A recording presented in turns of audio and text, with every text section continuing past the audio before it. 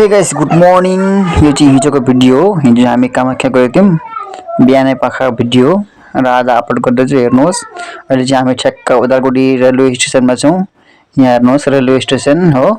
अनि बसाइ छ ट्रेनको पर्खामै। छोरा चाहिँ छोरो चाहिँ मोबाइलमा ध्यान धेरै हेर्दैछ, एकदम मोबाइल हेर्दै उतै गाडी ट्रेन हेर्दै। उसको फर्स्ट टाइम जर्नी हो नि त। अब ट्रेन आयो, ट्रेनमा उठिसकेपछि मजाले भ्यू हेर्दैछ पछाडिपट्टिका हो। खिड्कीमा बसेर मजाले भ्यू हेर्दैछ। उसको फर्स्ट टाइम जर्नी हो, पुरा उसलाई फुर्ती लागेको छ नि त। एकदम मजाले फुर्ती लागेर मजाले बसेर हेरिरहेछ। त्यहाँपछि यहाँ यता हेर्दै यहाँ हेर्नुहोस् सबैजना हो ऊ हेरिरहेछ।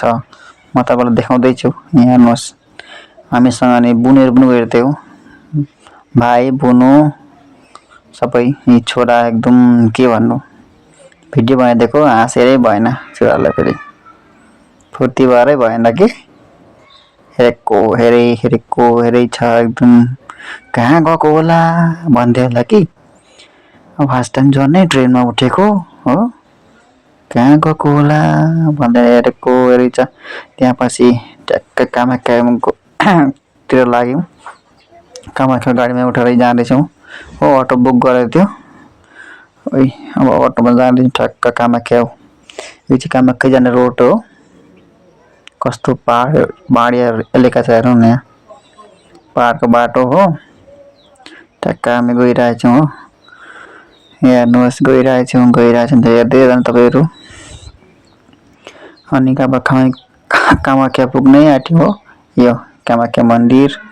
यहाँ चाहिँ अब हामीले दर्शन गऱ्यौँ आज। दर्शन गरियो। यहाँ हेर्नुहोस् सबै कति भिड छ। जय मा कामाख्या भन्नुहोस् भिडियो हेरेपछि हो। यहाँ हेर्नुहोस् के साह्रो हो मान्छे, के साह्रो बिचमा भिड। दर्शन गरियो, चिको लगाइयो, दर्शन गरियो।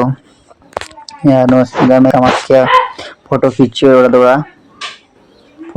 फोटो खिच्नलाई रेडी उभिरहेछन् बहिनीहरू। यतापट्टि छ पोखरी।